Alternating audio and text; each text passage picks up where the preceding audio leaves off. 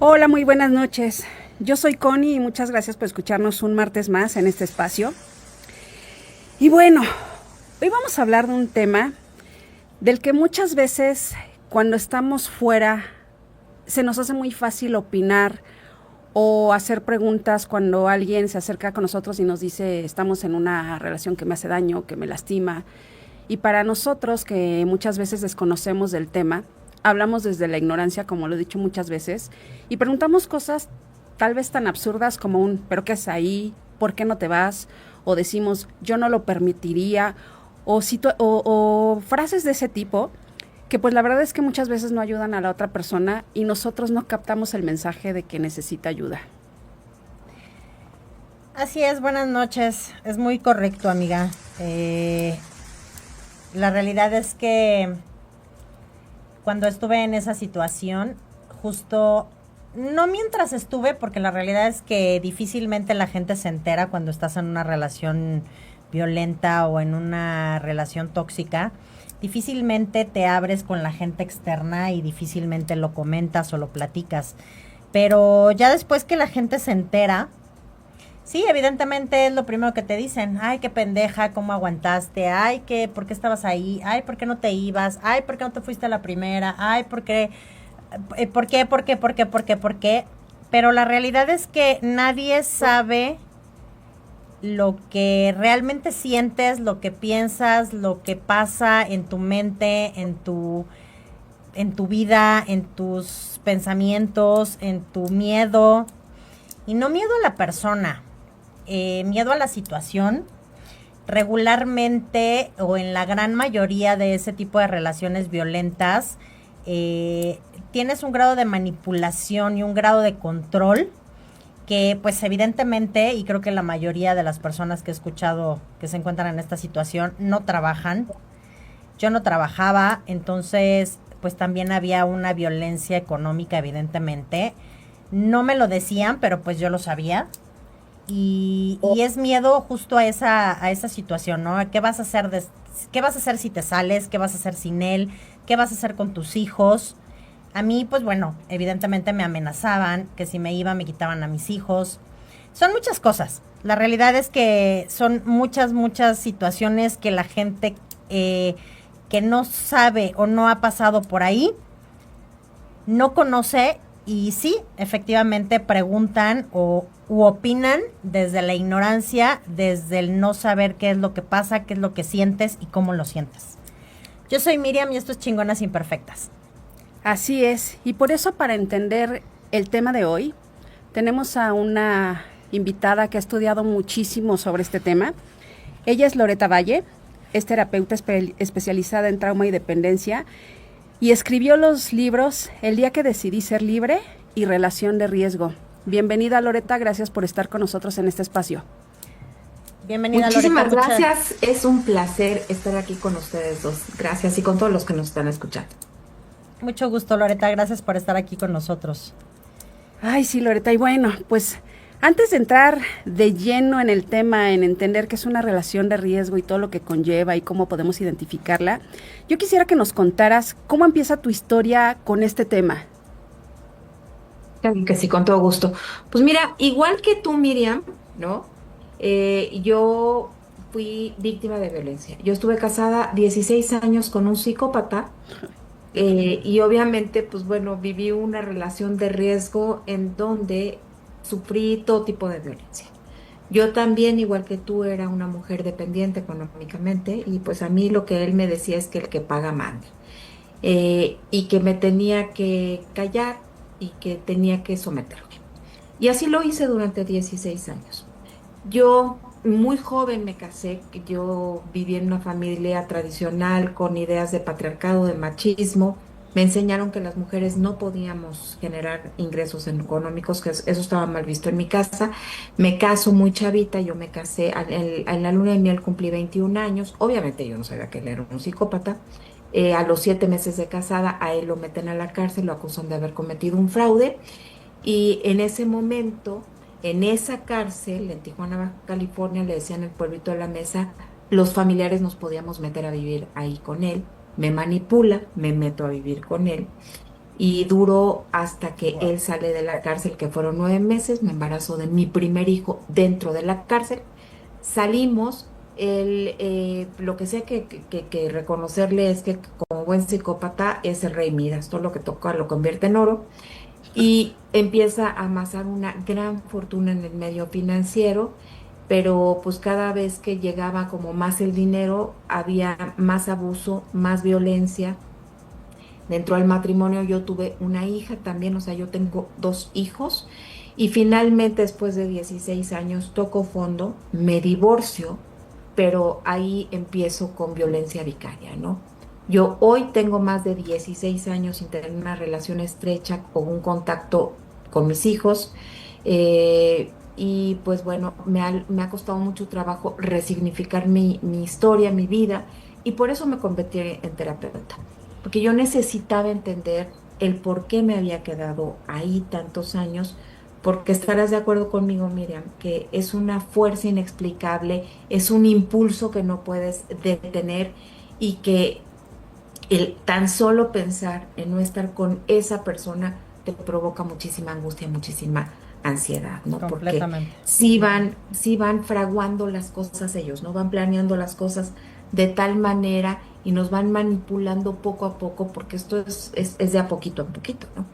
Que uno acaba en un estado, en psicología se dice así, de indefensión aprendida, en donde tú crees que ya no tienes los recursos necesarios para poder salir de ahí. Y bien lo decías, Connie, nos dicen que nos quedamos a lo mejor, o no me acuerdo si tú lo dijiste, Miriam, pero muy asertivo lo que dijeron, que por tontas, que porque nos gusta, bueno, he leído comentarios en mis redes sociales que es que le gusta que le peguen, es que le gusta el maltrato, Sí, ¿no? sí, sí. Es que ¿para qué le da más hijos? Si ya sabía cómo era, como para qué Exacto. se vuelve a embarazar. Y Claro. ese tipo de verdad de comentarios que vienen desde la ignorancia, y por eso me he abocado yo a este camino en donde pretendo, por lo menos lo intento, el reeducar a la población, porque cuando yo entendí qué me sucedía a mí, entonces me especialicé cada vez más y más y más para poder ayudar a más personas, porque si bien es cierto, las mujeres somos más violentas que los hombres, pero también hay hombres violentados, ¿sí? Sí.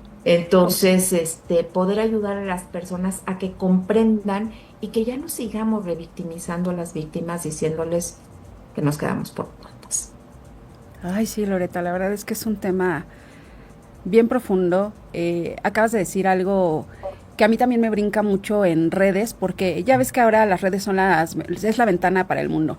Y justo, o sea, a veces hablas desde la ignorancia, pero sin maldad. El problema es que muchas veces las propias mujeres son las que tienen ese tipo de comentarios que ya hablan desde la parte de herir, desde la falta de empatía, ¿no? Y eso es todavía peor.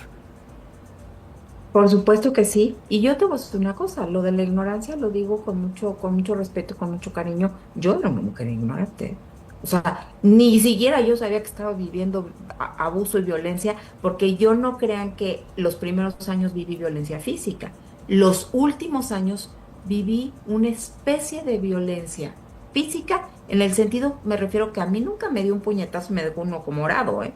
A mí me hacía más como torturas psicológicas, como de tratar de asfixiarme, de poner una pared, por ejemplo, me trataba de asfixiar, pero no era para asfixiarme, sino era para establecer el dominio y establecer quién mandaba en la relación, ¿no?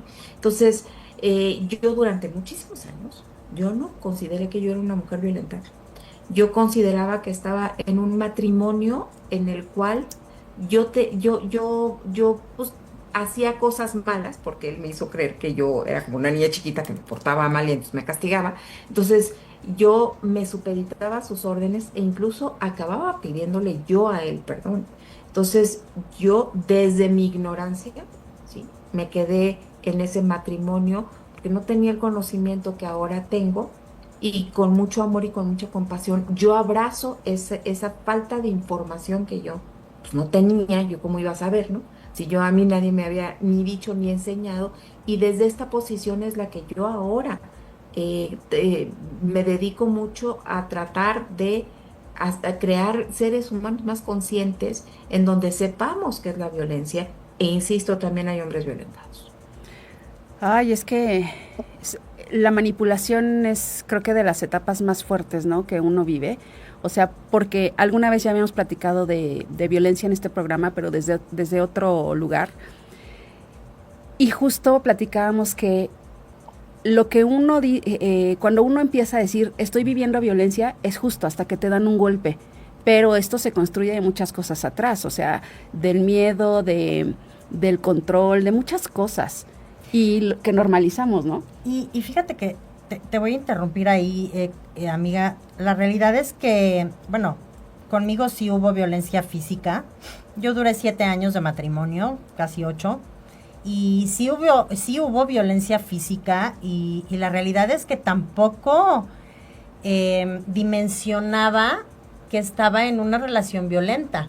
Terminas normalizando, terminas diciendo también, yo estaba muy chava, bueno, estaba un poco más chava que tú, tenía 24 años, pero la realidad es que evidentemente dices, creo que no es tanto por la edad, es más bien la inmadurez mental que tienes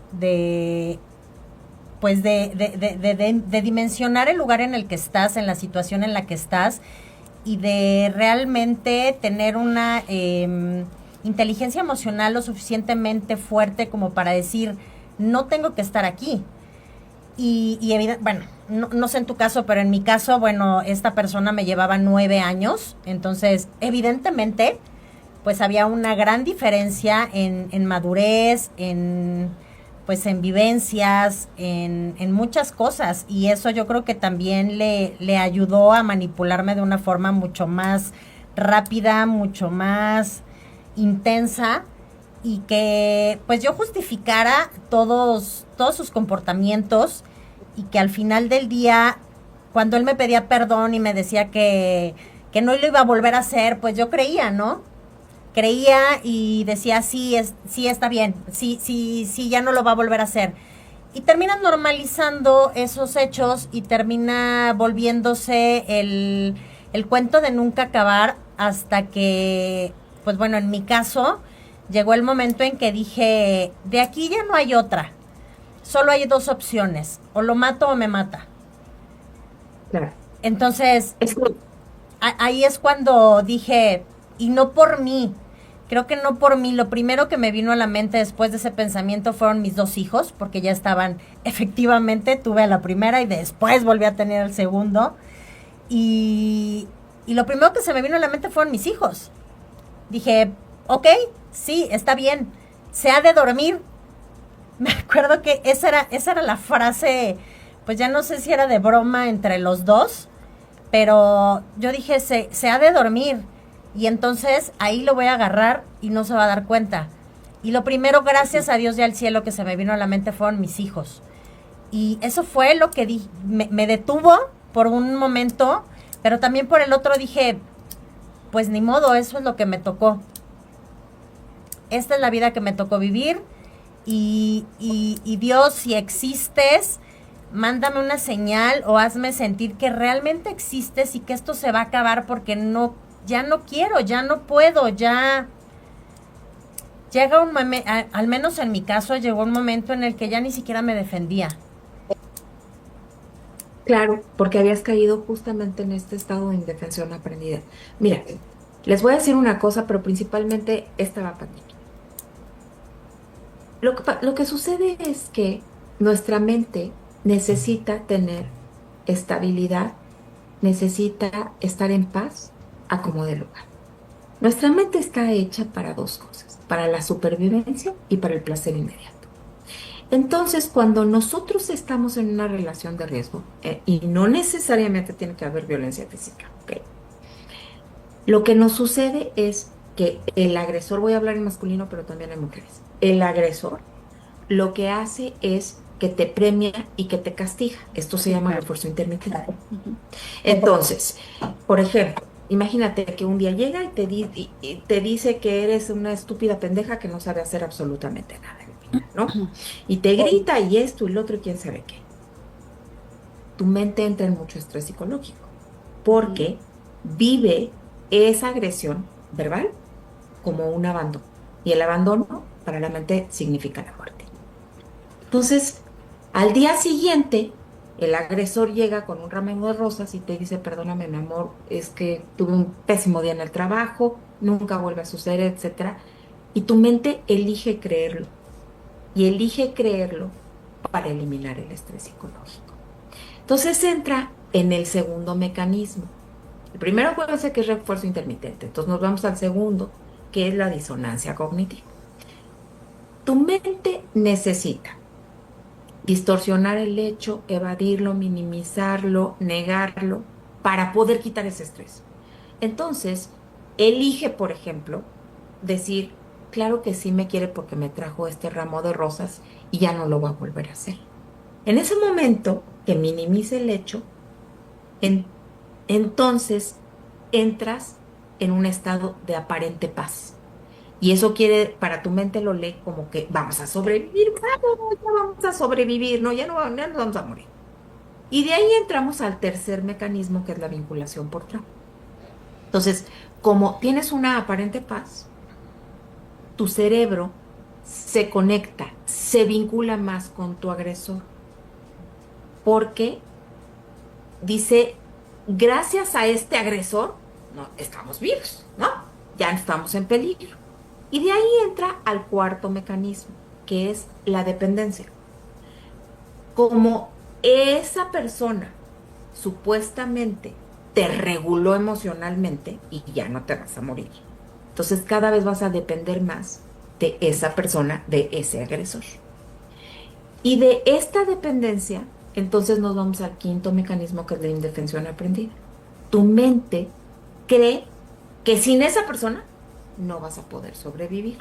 Y cada vez se siente desprovista tu mente de menos herramientas para tú, por ti, poder salir de esa situación de riesgo en la que estás. Y esto va creando círculos viciosos, Es correcto. en donde hay premio-castigo, Ujú. en donde minimizas, distorsionas, evades o niegas, en donde te vinculas más por trauma, en donde dependes cada vez más del agresor y en donde sientes que ya no puedes hacer absolutamente nada. Y cada vez bu- te sientes más débil física, mental y emocionalmente. Por eso te quedas en la relación. Pero esto es un mecanismo de defensa de la mente. Uy, qué fuerte, ¿eh? Es muy correcto. Es muy correcto. Y eso es lo que te pasaba, Miriam. Sí, Obviamente, sí, sí, eso es sí, lo que a ti totalmente. te pasaba, y eso es lo que me pasaba a mí, y eso es lo que le pasa a todas las personas que están en una relación de riesgo. Y quiero aclarar que no necesariamente tiene que haber violencia física, y también quiero aclarar que estos mecanismos funcionan en cualquier relación. No tiene que ser en una relación sentimental. Puede ser una relación con tu jefe, con tu compañero de trabajo, con tu mamá, con tu papá, con tu primo, con tu tío, con tu sobrino, con tu hijo adulto, con la comida, con la bebida, con las compras, con la pornografía y con lo que ustedes me digan, ¿eh? De Así es como verdad. funciona. Wow. Y por eso yo siempre digo, quien diga que yo nunca he estado en una relación de riesgo es una mentira. Todos los seres humanos hemos estado en alguna relación de riesgo o estamos en varias relaciones de riesgo. Sí, Porque, a ver, ¿quién me dice que no tiene problemas con la comida o con las redes sociales o con lo que sea, ¿no? Claro. Todos hemos tenido problemas, todos, todos, todos, todos. sí, de alguna manera todos vivimos así. O sea, porque nuestra Es vida correcto. no es perfecta. O sea, podemos estar bien en nuestras relaciones, de pareja o con la familia, pero estamos como perros y gatos en el trabajo. O sea, sí es cierto. Es un círculo vicioso completamente. Así es. A quién no le sobran unos kilitos, o quién no dice, híjole, gasté de más y ahora cómo lo voy a hacer para poder pagar las tarjetas, o quién no está scrolleando, ¿no? Ahí en las redes sociales, pues Sí, a, la- mucho a las, tiempo a del las día. 12 de la noche, en lugar de Eh, dormirte, ¿no? Sí, claro. exacto. Y Claro. entonces yo por eso digo, así como dicen que las víctimas, ¿no? De una relación con violencia sentimental, entonces, ¿por qué no dicen lo mismo de otras personas en otras situaciones, ¿no? Y hay situaciones de riesgo que están totalmente normalizadas Claro. e incluso idealizadas, como por ejemplo la vigorexia, ¿no?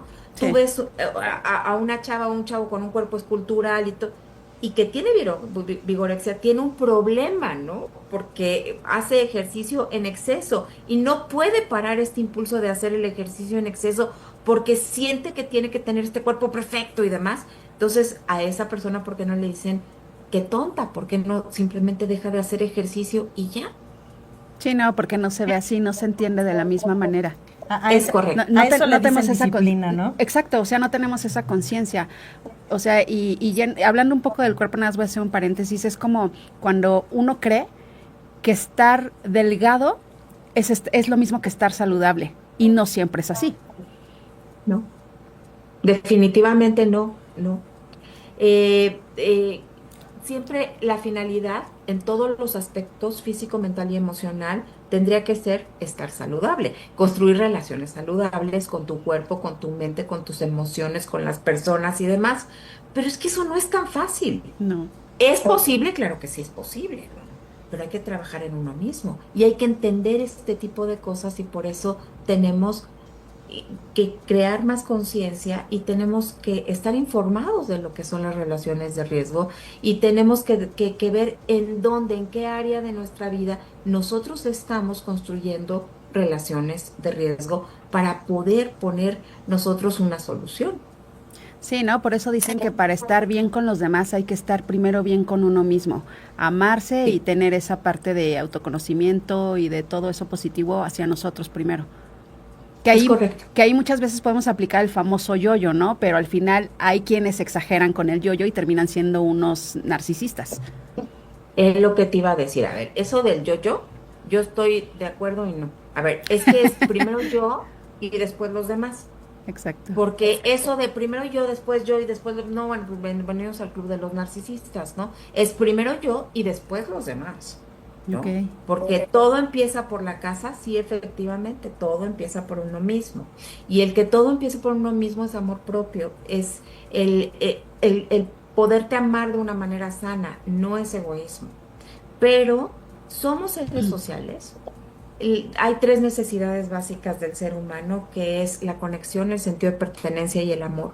Entonces necesitamos conectar con otros seres, ¿no? Con otras personas. Necesitamos tener este sentido de pertenencia de yo de aquí soy, ¿no? O sea, este es mi tribu, este es mi grupo, yo de aquí soy, a esto pertenezco, ¿no?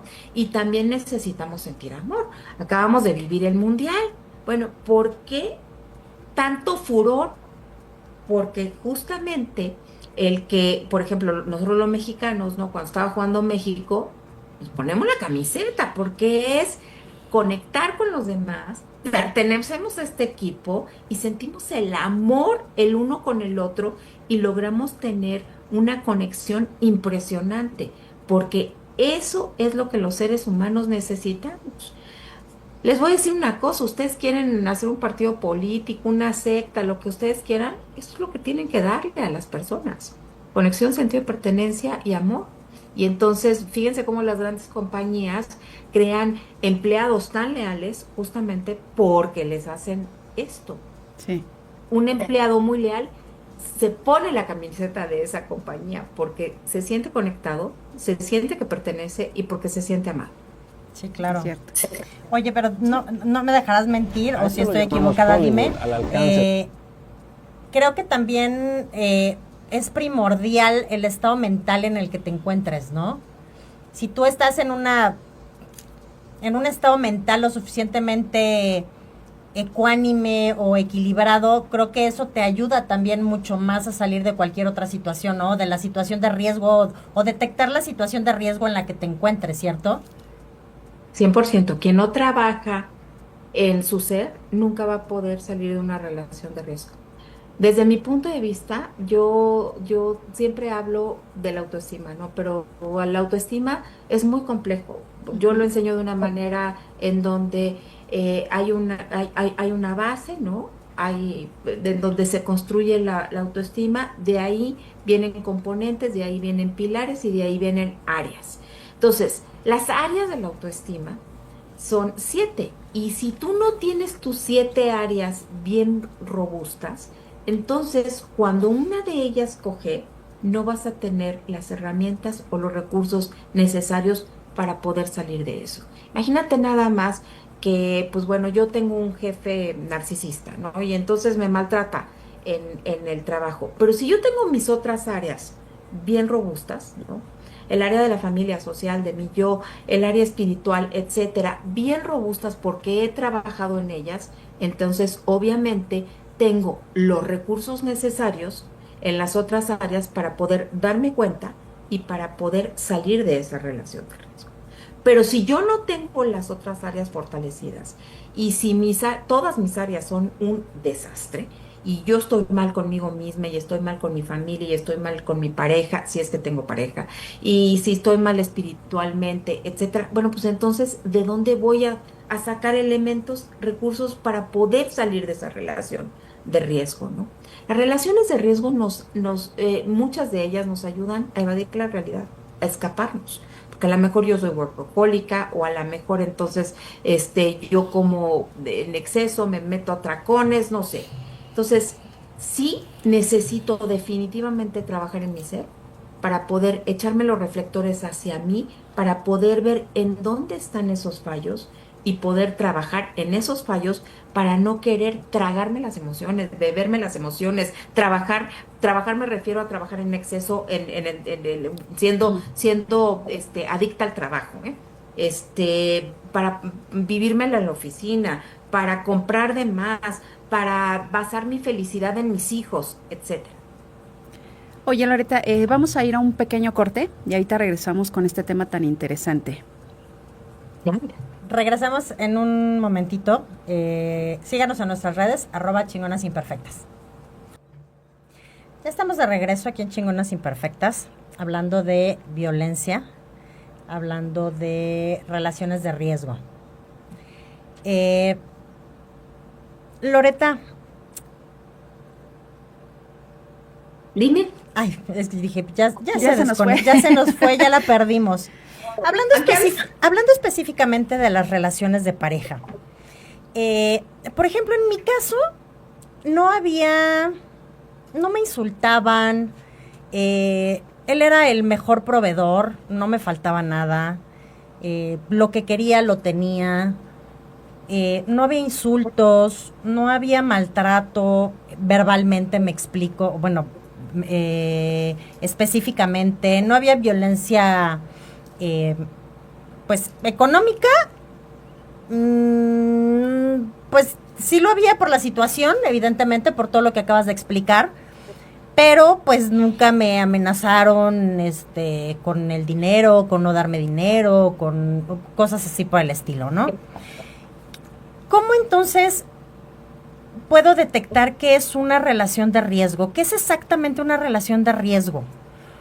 ¿Cómo puedes, si tú te encuentras en una relación así en la que pues solo de repente empiezan a discutir y hay un golpe, me queda clarísimo que es una situación de riesgo porque ya entra una situación de violencia física? Pero alguien que se encuentra en una relación donde no hay violencia física, ¿o cómo podemos detectar qué es una relación de riesgo exactamente? Maravillosa pregunta. Una relación de riesgo es una relación que te lastima, que te duele, que te confunde, que te hace sentir que estás perdiendo tu identidad, que te está desdibujando. Si la relación en la que tú estás, sea con quien sea, hablemos de la sentimental, pero esto trasládalo a tu mamá, a tu amiga, a quien sea, ¿no? Pero si con la persona que tú estás, tienes que pensar qué vas a decir, qué vas a hacer, porque te da miedo que se vaya a molestar, que te vaya a lo mejor a aplicar la ley del hielo, que a lo mejor te castigue y que te puede castigar retirándote el habla, el afecto, la presencia, la atención, cualquier cosa, no necesariamente como tú dices, Miriam, tiene que haber un golpe, ¿no?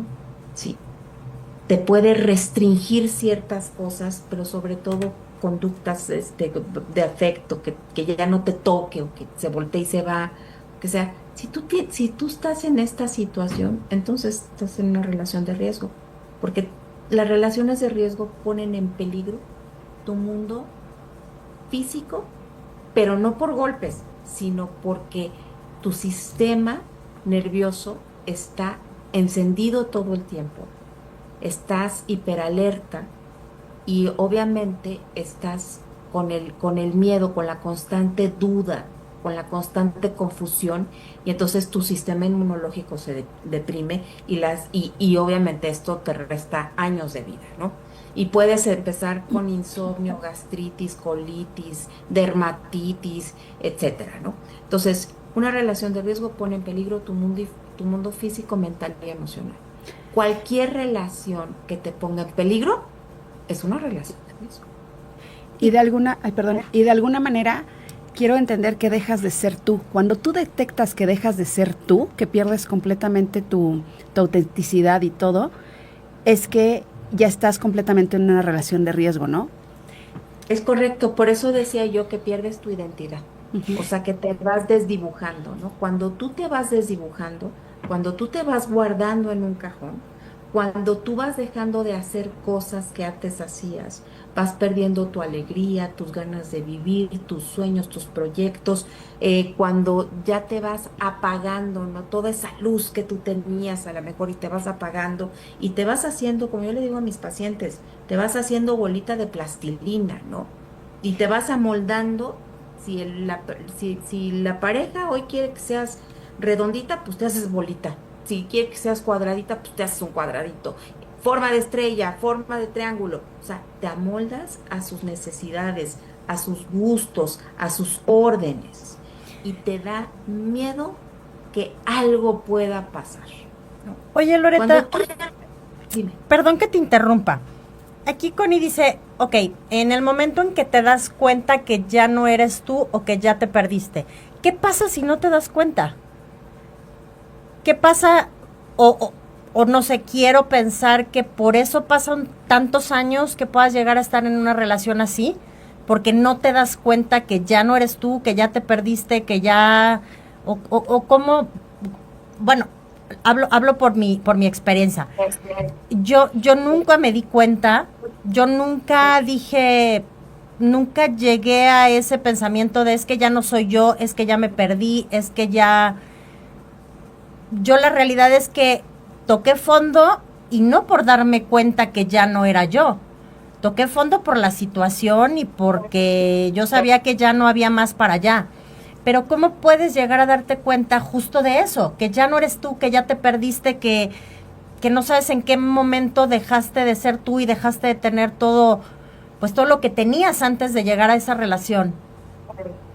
De lo que sí te das cuenta es de que sientes miedo. No puedes dejar de sentir miedo. Y yo te aseguro, Miriam, que tú tenías miedo. O sea, hacías ciertas cosas o dejabas de hacer ciertas cosas para que no viniera ese golpe. A lo mejor, no sé, no, hoy te estoy conociendo y estoy teniendo el gusto de conocerte, nunca había platicado contigo, Claro. pero pues no es que el cuate, o sea, tú estuvieras sentada comiendo, ¿no? Y estuvieran atacados de la risa y de repente volteaba y te jalaba de las greñas y te metía un golpe en la cara. Sí, no. O sea, algo tenía que pasar, ¿no? Sí, claro. O sea, algo pasaba para que viniera ese golpe. Sí, claro. Y después del primer golpe, yo te aseguro que tú ya te ibas con cuidadito, es como con un perrito, ¿no? El perrito nace confiado. Y cuando le dan la primera patada, cuando le dan el primer golpe, es entonces que el perrito se empieza a volver desconfiado. Y entonces a lo mejor ya te ve y pues se esconde, ¿no? Así como que, espérame, ¿no? ¿Qué va a pasar? Y si te ve que levantas la mano, pues ya agacha las orejitas y esto. Y el perrito va aprendiendo que no debe de hacer tal o cual cosa porque viene un golpe. Entonces, así igualito, yo te aseguro que a ti, después del primer golpe, pues como que cuidabas qué hacías y qué decías. Y eso es lo que yo ahorita les decía a ustedes, ¿no? O sea, una relación de riesgo te lastima, o sea, la relación te duele. Tú estás en un estado de todo el tiempo estás Sí, de alerta, claro, de ¿qué alerta. va a pasar, no? Claro. Y entonces como que mejor cuidas qué vas a decir, qué vas a hacer, ¿no? ¿Cómo te sentías tú, Miriam, después del primer golpe? Híjole. Afortunadamente ya no recuerdo esos sentimientos, pero mira, lo que pasa es que pues yo me ponía al tú por tú. La realidad es que no nada más me dejaba pegar. En el momento en que él soltaba el primer golpe, yo soltaba el segundo. Entonces, pues cómo me sentía alterada hasta que pues o terminaba en un sillón, o terminaba con un moretón, o terminaba con un golpe, o terminaba con donde ya de plano no me podía defender.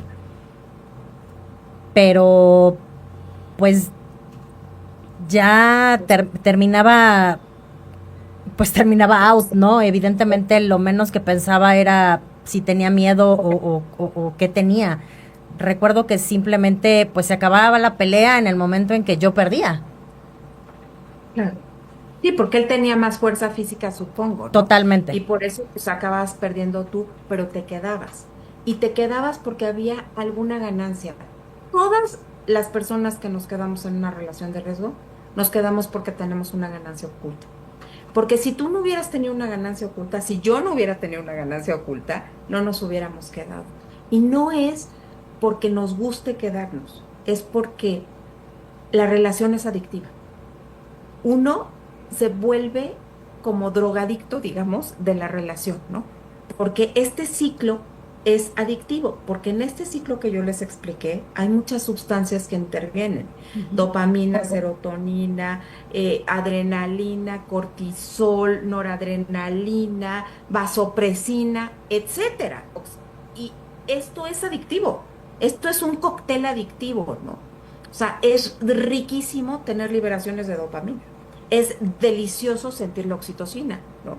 Entonces, todos estos neurotransmisores, todas estas hormonas que se van segregando y en la combinación que se van segregando, nos causan una adicción. Y por eso es muy complejo y es muy difícil dejar la relación. Yo te aseguro que cada vez que tú, por ejemplo, bueno, pues te ponías al tú por tú, él te golpeaba, tú lo golpeabas, la pelea terminaba porque él te ganaba, pero después había una ganancia, aunque sea química, en el cerebro, en donde tú sentías paz y sentías calma. Porque si no, no te hubieras quedado ahí. Es como el drogadicto, ¿no?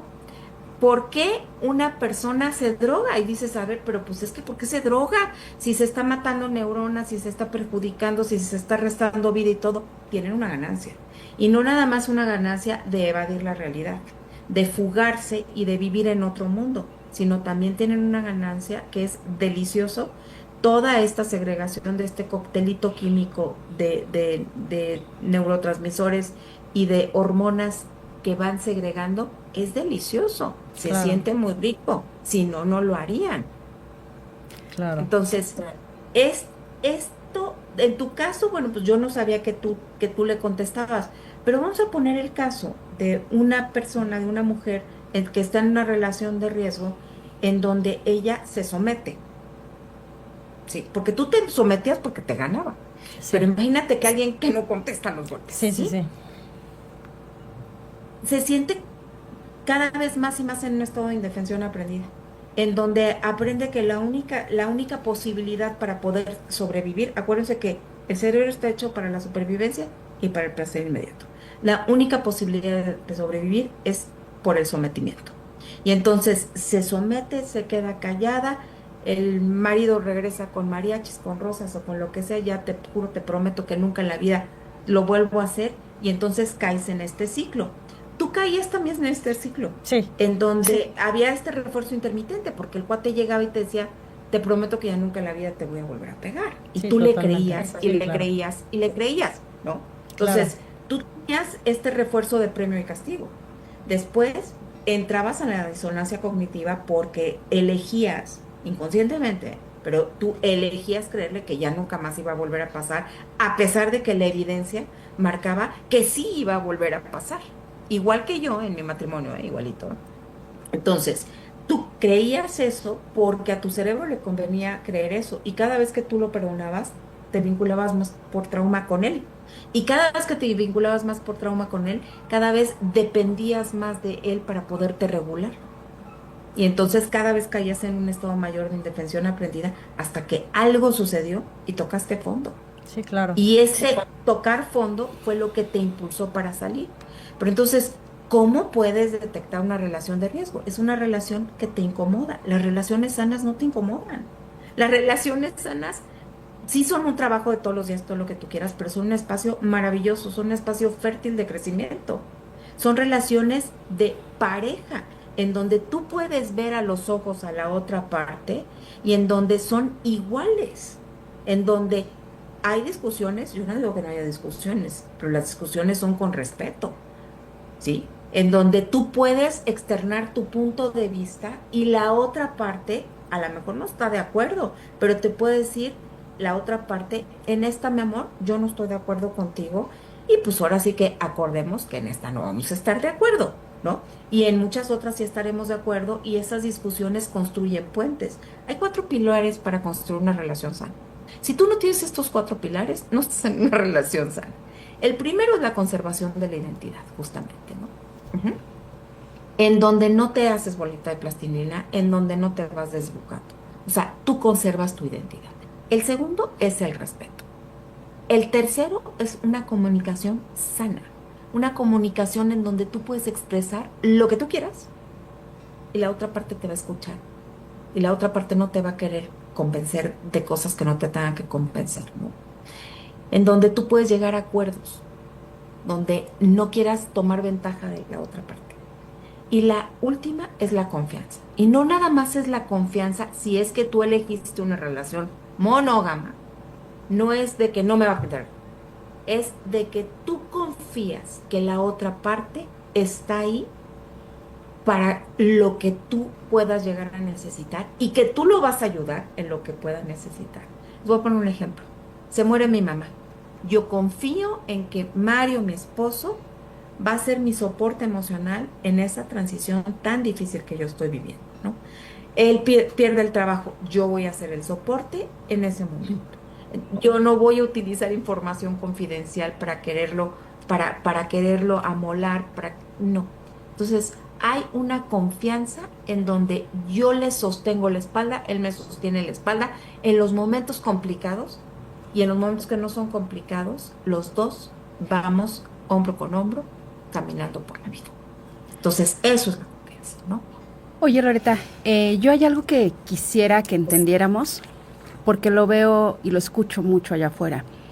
Hay gente que sabe que está en una relación que ahora le llaman tóxica o violenta, o ahora aprendimos que puede ser una relación de riesgo, pero muchas veces dicen que no se van porque están completamente enamoradas, o sea, que se quedan por amor y por amor aguantan muchas cosas.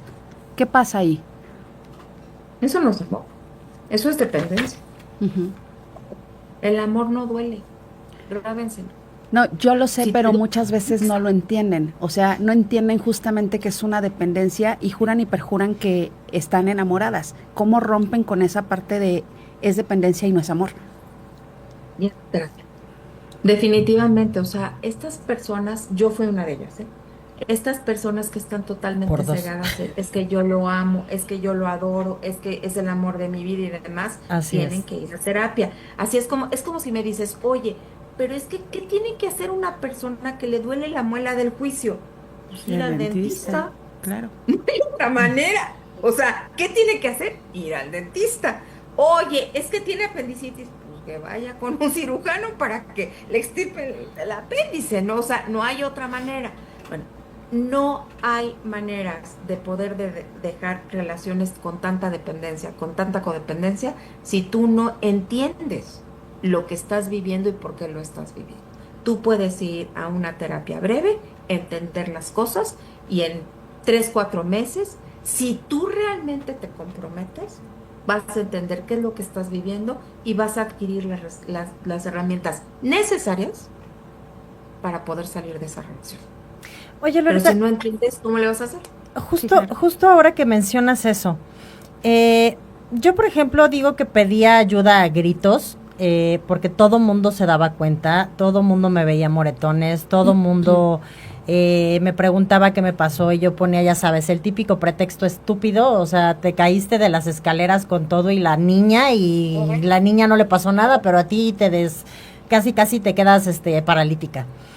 ¿Qué pasa con la familia ¿cómo puedes, si tú detectas como familiar, como amigo, como lo que sea, detectas que alguien está en violencia, ¿cómo puedes ayudar? ¿Cómo puedes decirle, date cuenta, amiga, date cuenta? Claro. No sé, ¿no? O sea, yo hoy inclusive lo pienso y digo, ¿por qué nadie se acercó? ¿Por qué nadie me dijo nada? ¿Por qué nadie, pues, me dio esa ayuda que yo pedía a gritos? Pero pues evidentemente tú me entiendes, cuando estás en esa situación no lo dices, lo que menos haces es compartirlo, lo que te da pena, te avergüenza, cómo lo vas a decir, qué van a decir, todo lo que piensas, ¿no? Pero ¿cómo te puedes acercar con una persona que sufre violencia y la puedes ayudar a que se dé cuenta que está, pues que algo tiene que hacer? Y que lo entienda. Con muchísimo cariño, con muchísima empatía. Te acercas a esa persona, le dices, oye, yo creo, ¿no?, que estás viviendo una situación compleja. En el momento en que tú quieras platicar conmigo, aquí estoy. En el momento que tú lo necesites, aquí estoy. Te amo, cuentas conmigo, cuentas con mi ayuda y yo no te voy a pedir que me cuentes nada, ¿no? Si no quieres contarme. Porque a lo mejor la persona no está preparada. Y lo único que vas a hacer si tú estás presionando y presionando y presionando es que esa persona se va a alejar. Sí, claro. Entonces, tú tienes que llegar con todo el tacto del mundo, decirle, aquí estoy para para lo que necesites. ¿Quieres? Platicamos. ¿Quieres que te acompañe en silencio? Te acompaño en silencio. ¿Quieres que chillemos juntas? Chillamos juntas. Hácete raso. ¿Qué necesitas de mí? Porque te amo y quiero verte bien. Y aquí estoy. Eso es todo lo que tú puedes hacer. Y si tú ves que llega con el ojo morado, abrazar y decir, ¿quieres platicar? No, no quiero platicar. No platicamos. Te pongo hielito. Aquí estoy. O sea, porque entre más presiones, y tú ya lo viviste, el aislamiento es un factor clave en las relaciones de riesgo. El agresor te tiene que aislar y después tú te empiezas a aislar cada vez más tú, porque te da vergüenza que te vean con el ojo morado, con la costilla rota, ¿no? Porque ya no quieres seguir dando explicaciones, como tú dices de que me caí de las escaleras con la niña. Ya no quieres, ya no sabes ni qué decir y te sientes juzgada. Y entonces por eso te vas aislando tú cada vez más y más y más y más. Y lo que tienes que tener es una red de apoyo segura. Tienes que tus personas que van a ser tu red de apoyo tienen que ser un remanso de paz y no una fuente de intranquilidad. Y tenemos que entender los familiares, los amigos de las personas que están en una relación de riesgo con violencia extrema, sí, ya, tenemos que entender que cada quien toca fondo de diferente manera. Y tu fondo puede ser que no sea su fondo. Y por más que tú te desesperes, por más que tú te angusties, por más que a ti te duela lo que tú estás viendo, hasta que esa persona no toque fondo, no va a suceder nada. Y si tú le das esta contención y si tú le ofreces amor, silencio, palabras, abrazos, lo que necesite, más rápido va a estar preparada para poderte decir, ayúdame por favor, estoy en una relación de riesgo y no sé cómo salir. Ay, Loreta, pues la verdad es que todo esto que nos has dicho hoy nos ha servido mucho para identificar a quienes no lo hemos vivido y que podemos ayudar, porque yo sí tengo gente cercana que digo, ¿cómo la ayudo? Y esto que acabas de decir a mí me da como mucha paz porque no lo sabemos. Entonces la verdad es que te agradecemos muchísimo que hayas compartido en este espacio hoy tu experiencia, tus herramientas, todos tus conocimientos para nosotras y para nuestro público. Mil gracias. Muchísimas gracias, Loreta. La verdad es que es importante, como bien dices, saber principalmente el por qué, ¿no? El por qué aguantas, el por qué te quedas, el por qué, pues, permites tantas cosas y a partir de ahí creo que empiezas a sanar, ¿no? Empiezas a perdonarte, que creo que es lo principal, a perdonarte el por qué aguantaste, el por qué permitiste, el por qué te dejaste, el por qué expusiste a tus hijos, tantas cosas, ¿no? Pero, pues sí, la realidad es que una relación de riesgo, yo no lo sabía, pero tienes toda la razón, no implica nada más una relación sentimental, no nada más implica una relación de de violencia sentimental en cualquiera de los casos. Y eso también es importante saberlo y entenderlo, y pues ojalá que si alguien allá afuera detecta o detectó con esta plática que se encuentra en una relación de riesgo, logre pedir ayuda o logre levantar la mano. Creo que es importante también decir que el pedir ayuda es más valiente que no hacerlo. Muchas veces nos sentimos vulnerables y si pedimos ayuda, o el creer que si pedimos ayuda nos va a hacer menos persona o menos valiente, y creo que al contrario. Creo que también levantar la mano y decir necesito, no puedo sola, también se vale. Muchísimas gracias, Loreta, mucho gusto. Evidentemente este es un tema súper extenso y nos llevaríamos muchísimo tiempo para seguir hablando y hablando. Ojalá en otra sesión nos puedas acompañar de nuevo para seguir hablando de esto y de muchos temas más que seguramente conoces perfectamente. Muchas gracias, mucho gusto. Muchas gracias por escucharnos un martes más. Nos vemos el próximo martes a las 8 de la noche por Proyecto Radio MX con sentido social. Síganos en nuestras redes, @chingonasimperfectas, @miancudu, @mcuconi. Y gracias, buenas noches. Muchas gracias, Loreta. Gracias a ustedes, encantada.